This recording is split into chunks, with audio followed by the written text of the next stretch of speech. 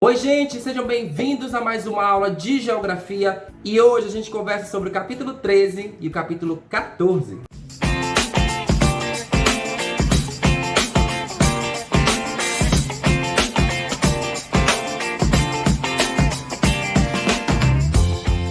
Então primeiro a gente começa conversando aqui sobre o capítulo 13, que fala sobre pessoas que vão e que vêm, ou que vêm e que vão. Na verdade nós vamos falar sobre os movimentos que as pessoas realizam dentro das cidades, sobre os diferentes espaços que existem no nosso planeta. E no último capítulo nós vimos que existem diferentes lugares e nesses diferentes lugares nós podemos realizar diversas atividades de diversão, de lazer, de descontração.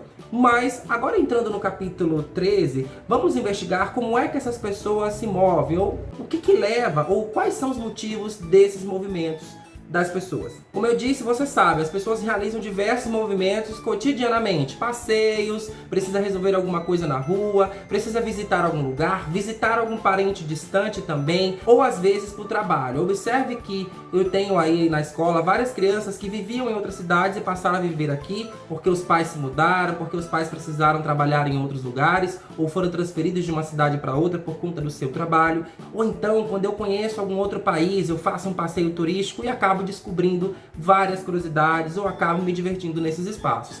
Agora, o que facilitou e o que facilita tudo isso, esses movimentos acontecerem, são os meios de transporte. E você deve imaginar que dependendo da distância que você vai, o avião acaba sendo o recurso, o meio de transporte mais recomendado para esse caso. E consequentemente a gente acaba fazendo as nossas malas e realizando algumas dessas viagens aí.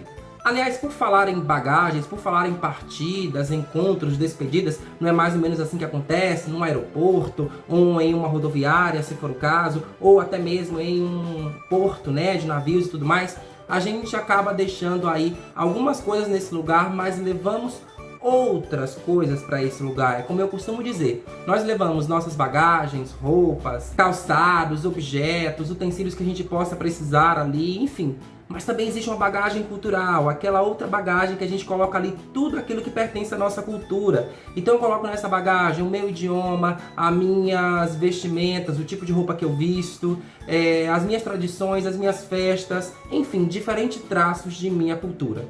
E ao longo da história do Brasil, vocês devem perceber aí, porque já falamos isso em algum momento, que algumas pessoas chegaram para viver no nosso país e trouxeram algumas de suas manifestações culturais, algumas de suas bagagens de cultura, como eu estou falando. Por exemplo, os portugueses. Se hoje nós falamos português, é graças a esses povos que chegaram aqui nesse território desconhecido em 1500, desconhecido para eles, e que deixaram diversas manifestações. É claro que a principal delas acaba sendo o idioma, mas os portugueses também trouxeram a sua religiosidade, trouxeram as suas crenças, contribuíram também para muitas construções aqui, porque neste local era só natureza, enfim. E quando eles começaram todo o processo de ocupação, acabaram trazendo também pessoas para construírem nesses locais e trouxeram os tipos de construções que eram feitas lá em Portugal. Outro povo que a gente pode destacar, que chegou aqui também e deixou muitas marcas de sua cultura, foram os africanos. Nós vimos isso no livro 2 lá, onde a gente identificou as influências culturais dos povos africanos. E aí se destacam, é claro, a culinária, né? Por exemplo, o azeite de dendê, que é muito utilizado aqui na nossa culinária baiana, e também o acarajé, que também é uma manifestação aí que é resultado de tradições africanas. E claro, a gente pode falar de outras características culturais que também vieram nessa bagagem aí dos africanos, como a capoeira, os instrumentos musicais, os ritmos e uma série de outras tradições. Outro povo que eu destaco aqui também são os povos italianos. Deixaram aqui para nós uma riqueza cultural muito grande, mas destaco aqui a pizza, né? Um alimento muito consumido aqui no nosso país e que muita gente gosta, mas eles também trouxeram uma coisa bacana aí que eu descobri, que foi a forma de se cumprimentar. Na língua deles existe ali o tchau, né? E a gente acabou incorporando isso ao nosso jeito de nos despedirmos das pessoas dando tchau. E temos também os povos alemães que trouxeram pra gente a fabricação de produtos a partir do trigo, né? Trigo esse que está presente também no nosso dia a dia, no pão, nos biscoitos, nos bolos, enfim. E é claro que várias de suas manifestações e tradições culturais também presentes no nosso dia a dia. E o que eu quero que você perceba aqui é que eu estou falando de um processo que envolve deslocamento, né? Deslocamento de pessoas. Eu deixo meu lugar e passo a viver em outro. Eu vivo em um país e passo a viver em outro país. Eu vivo aqui em Itabuna, mas vou passar a viver, por exemplo, em Ilhéus. Ou eu vivo aqui e vou para um outro estado, né, do nosso país.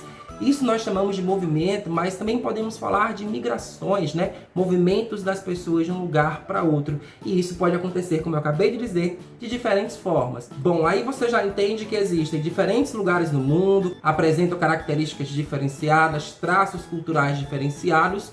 Isso me faz entender que essas pessoas que vão chegando no nosso país merecem ser respeitadas. Na verdade, todas as pessoas merecem respeito, mas o nosso país aqui acaba abrigando uma série de pessoas que vieram de outros países e acaba incorporando elementos de sua cultura.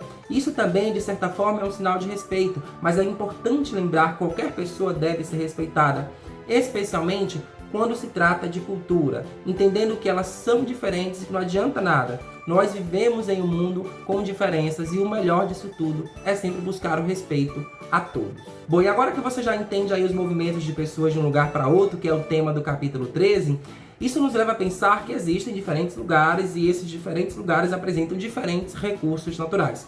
Falando assim, não dá nem para entender direito, mas agora, no capítulo 14, nós vamos identificar recursos naturais que existem nos lugares e que estão disponíveis para nós. Aí você fala, tio Rodrigo, o que é recurso natural? São os elementos da natureza que nós podemos utilizar no nosso dia a dia e que aqui o nosso livro vai destacar aí 2 desses recursos naturais, a água e o solo. E claro, minha gente, é muito provável que esse tema, água e solo, você já deva ter visto em vários momentos na sua vida, porque a gente convive com o solo e com a água desde muito pequeno, né? Seja dentro de casa, ou seja quando a gente vai para algum lugar, visita algum espaço, nós verificamos tanto o solo quanto a água. E na escola também participamos de diversas atividades que envolvem o estudo sobre a água, o estudo sobre o solo, principalmente nas áreas de ciências da natureza, com a tia de ciências, por exemplo. E aqui, o que é que a gente destaca? O que é que a gente vai aprender de diferente ou que completa esses estudos que você já teve aí com mais informações? Na verdade, o solo e a água são esses recursos que existem na natureza e que os seres humanos utilizam desde sempre, desde quando eles começaram a observar o meio ambiente que eles estavam e então verificavam que, olha, o solo é algo que existe aqui neste espaço, neste terreno, nessa terra, e ele dá plantas, porque crescem árvores, crescem plantas nele. E para que isso aconteça, aí o homem vai observar, a água é muito importante. Então olha que associação bacana que eles fazem há séculos atrás, há milhares de anos, que a água é muito importante para o crescimento das plantas. Consequentemente, esse crescimento vai nos dar os alimentos.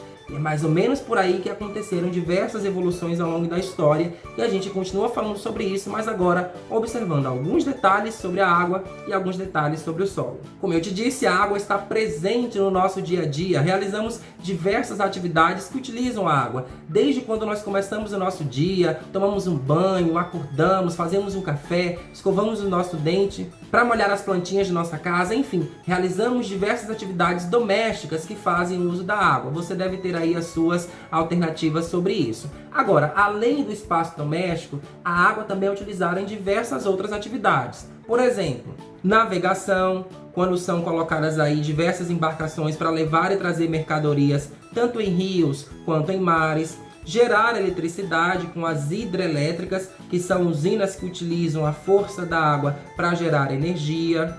Irrigação, né, na agricultura, na plantação, o que significa que os agricultores, pecuaristas, né, as pessoas que trabalham no campo necessitam da água. Utilizamos ainda para o abastecimento industrial, as indústrias utilizam bastante água para poder produzir os alimentos. E claro, minha gente, tem ainda aí a recreação e turismo. Quando a gente visita algum lugar com cachoeiras ou com parques aquáticos, ou mesmo rios e trilhas que a gente faz e que tem aí riachos e lagos que nos divertem muito. Esses são os diferentes usos da água no nosso dia a dia. É claro que tem muitos outros, tem muita coisa sobre isso, tem vários outros tipos de usos, mas esses se destacam para além do nosso dia a dia no espaço doméstico. E aí já cabe a primeira análise, porque nós vivemos em um planeta que 97%, na verdade, mais de 97% de sua água é salgada. Existe aí mais ou menos 2,5% de água doce, que nos demonstra que esta água doce está colocada aí em geleiras, em riachos, em lagos e em rios. E se existe pouca água no planeta, é preciso que a gente pense também na forma que a gente utiliza esse recurso no dia a dia. Ou seja, na maneira que nós utilizamos esta água nesses espaços domésticos e também em espaços da agricultura e nos espaços industriais. E falando sobre o uso da água, vamos verificar aí também alguns impactos que podem estar associados ao uso inadequado deste recurso. Alguns agricultores usam determinadas substâncias para matar os insetos que destroem as plantações. Se forem utilizadas de forma errada, essas substâncias podem contaminar as águas doces dos rios. Ou seja, a utilização de venenos para poder matar insetos e pragas que dão ali na plantação podem entrar no subsolo e, consequentemente, atingir as áreas dos rios. E aí, minha gente, vai acabar destruindo toda a fauna que existe ali, porque os peixes podem morrer contaminados, sem falar na contaminação dos rios mesmo. Quando o lixo e outros resíduos são lançados nos rios, ocorre a poluição de sua água. A água poluída tem mau cheiro, mata os animais, causa doenças e não pode ser aproveitada pelas pessoas. E é claro que no nosso dia a dia nós temos aí vários exemplos de poluição da água dos rios, e aqui na cidade nós temos um rio poluído justamente por conta desse histórico aí de esgoto sendo lançado no rio e também de lixo. E por último, o desperdício de água é outro grave problema que compromete a disponibilidade desse recurso para as pessoas. Então, no nosso dia a dia, nós utilizamos muito a água e temos que ficar verificando sempre como esse uso pode ser evitado de maneira a não desperdiçar, ou seja, a reduzir o consumo. É claro que a gente pode começar pensando numa diminuição do nosso consumo, pois a maioria dos produtos que a gente utiliza no nosso dia a dia levam água, precisam de água para serem produzidos nas fábricas, então a gente precisaria reduzir o nosso consumo. Outra estratégia é acompanhar os trabalhos dos governantes, verificar o que eles estão fazendo, que propostas eles estão lançando para a população que possam garantir o desenvolvimento sustentável do nosso planeta e, consequente, também dos recursos de água. E ainda, gente, o que todo mundo pode fazer, que é justamente não desperdiçar água, evitar o desperdício diário durante as atividades que a gente realiza no dia a dia. E aí você deve perceber que se a água é importante para todos nós, imagine para a agricultura e para o solo. Então já toquei aí em alguns assuntos que você já deve pensar. A utilização dessa água para os recursos no nosso dia a dia, mas é também para a agricultura. O uso do solo, é o solo que nos dá o alimento, é o solo que permite, por exemplo, que as casas estejam nesse momento construídas. Mas não dá para poder utilizar na agricultura, na pecuária e também nas construções humanas sem pensar que isso pode trazer prejuízos para o planeta. Isso porque também ocorre devastação das áreas que envolvem os solos. Por exemplo, quando a gente retira uma mata, quando a gente derruba a floresta e causa desmatamento, a gente acaba contribuindo para que aquele solo onde aquelas árvores estavam fique com menos nutrientes. Isso porque as raízes acabam dando sustentação ao solo e também contribuem para que uma vida exista ali e para que também ocorram os nutrientes necessários para aquele solo ficar mais rico. Outra coisa que contribui para a devastação do solo, para a degradação do solo, é justamente o que eu acabei de dizer lá na agricultura, a utilização de fertilizantes e de agrotóxicos que acabam prejudicando também o solo, porque isso vai contaminando também aquela área e não permite que esse solo se regenere, ou seja, que ele fique saudável novamente. Então observe que essas ações humanas acabam deixando o solo menos rico, trazendo menos nutrientes para ele, e consequentemente é provável que ele não vai dar mais os frutos e as árvores que antes poderiam ser dadas ali. Por isso que existem campanhas de reflorestamento, onde a gente precisa reflorestar as áreas desmatadas, onde a gente precisa cuidar desse solo e manter, na medida do possível, o uso adequado também desses recursos no nosso dia a dia. Então, o solo e a água são muito importantes porque eles garantem a nossa sobrevivência. Os dois sendo utilizados de maneira conjunta, a gente consegue fazer com que nós, seres humanos, continuem vivendo aqui na Terra graças ao uso adequado. Cabe a gente desenvolver uma consciência coletiva de preservação do meio ambiente e do uso correto e adequado, tanto da água quanto do solo. É isso, gente. Eu espero que você tenha gostado dessa aula e a gente continua conversando sobre esse assunto na nossa próxima aula, tá certo? Beijo grande, gente. Até a próxima aula. Tchau!